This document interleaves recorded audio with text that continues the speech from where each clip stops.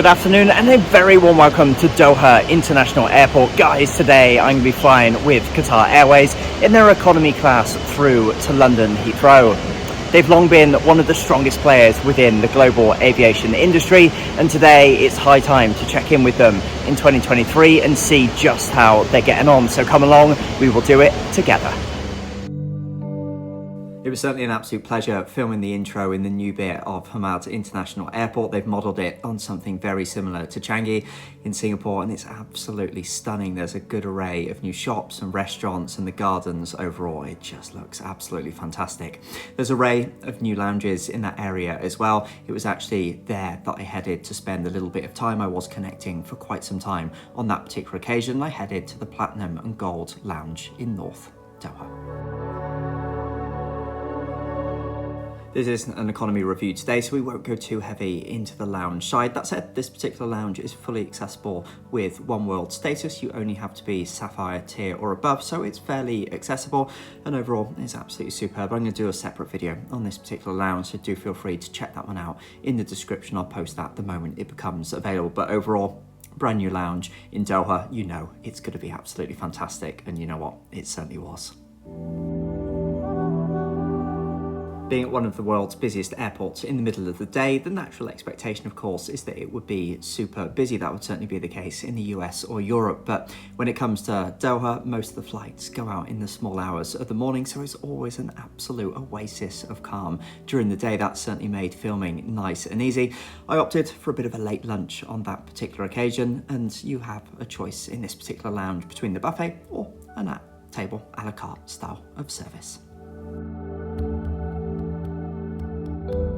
It's worth mentioning that Qatar Airways do things a little bit different to a lot of other airlines, certainly within the One World Alliance. They'll have their main flagship style of lounges for both business and first class passengers. Those are separate lounges at Doha. They then have these lounges that sit just beneath them. That said, being so new, they were every bit as good, I felt, as the Al Majourn business class lounge. Certainly with regards to the shower facilities, they were built in exactly the same way, and I have to say they were really impressive. Having a shower before a flight, those that tune into my videos regularly, they'll know that that's something that I always look to go for, particularly for those long haul flights, and this was as good a place as any to catch that pre-flight freshen up. Finally, on the lounge, just in terms of its location, it was up towards the sea gates and just tucked away on the left-hand side as you look up to gate C14 to C17, so do keep your eyes peeled. If you're looking for this one, it wasn't the easiest one to spot.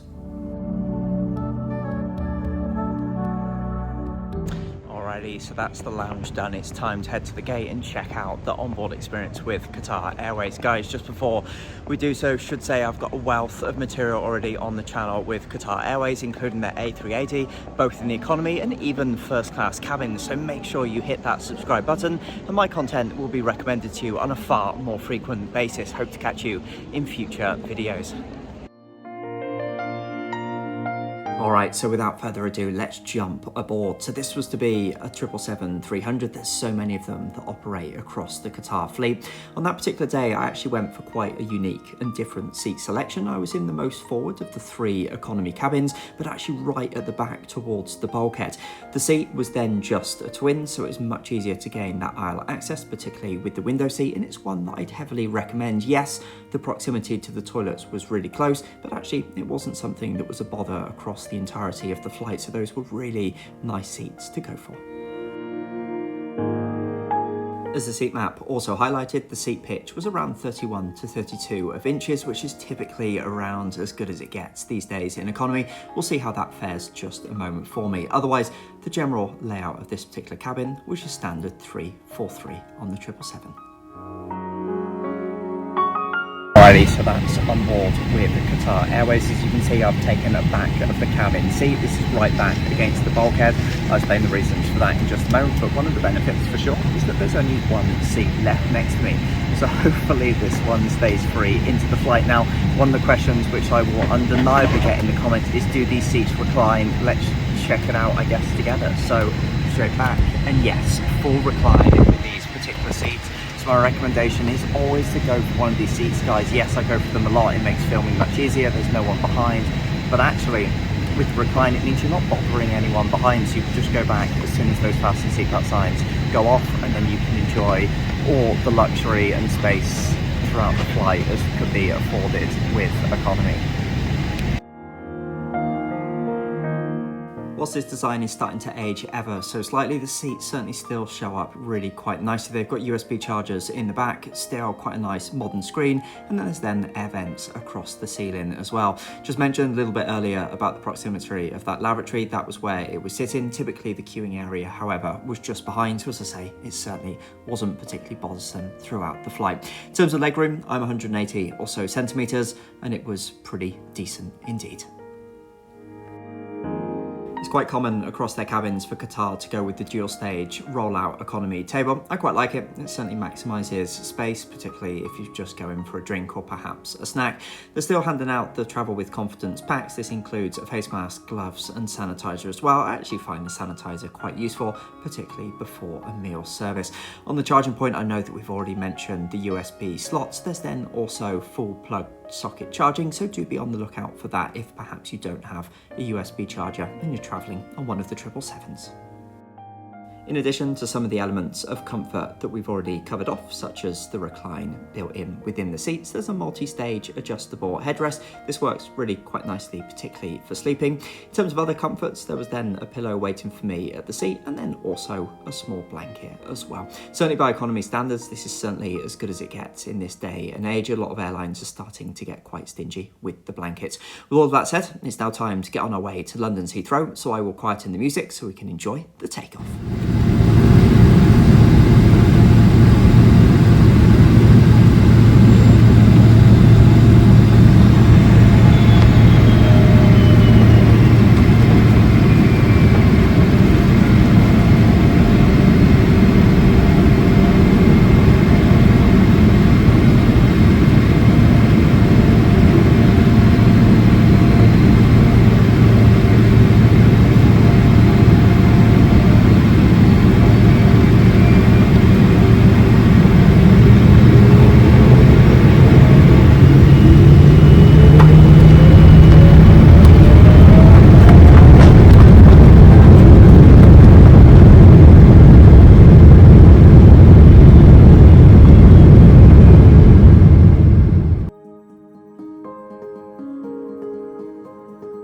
It's always a pleasure to hear the roar of the 777 as it takes to the skies. It was nice being on our way to London on that particular afternoon. It was certainly a very hot and sticky day in Doha. We'll kick off all things in-flight review with taking a look first at the entertainment system. As mentioned a little bit earlier, the seats are very slightly starting to show their age. You can always age a seat actually with the overall quality and newness of that seat back entertainment screens. You can see just here with the slightly larger parameter that it's starting to look ever so slightly second generation just now. That said, it certainly performed really nicely. The Oryx One entertainment system is packed full of content, and I certainly wasn't short of things to do on this particular flight. Alongside the seatback entertainment screens, there was then also a pair of headphones. These are certainly in line with the absolute best out there in the industry when it comes to all things economy. In addition to the seatback entertainment offerings, there was then also Wi-Fi on board. I was really impressed with this. There was 1 hour that was offered for free. The full flight access was then just $10. This was a fantastic overall price point and a really strong offering from Qatar Airways in this regard.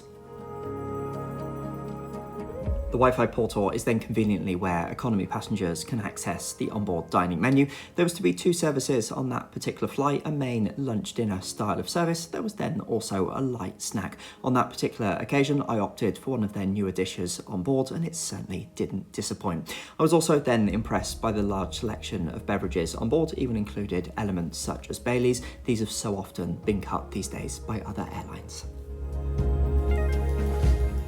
Mentioning that newer dish, it was to be the beef patties with the stroganoff sauce. It was really very tasty indeed. There was then a selection of side dishes. I'm always impressed by the way in which Qatar Airways lay out their economy food offering. It's perhaps not quite as generous as Emirates in terms of the overall quantity of food, but certainly in terms of taste, presentation, service, everything that goes alongside, yeah, really very impressive indeed.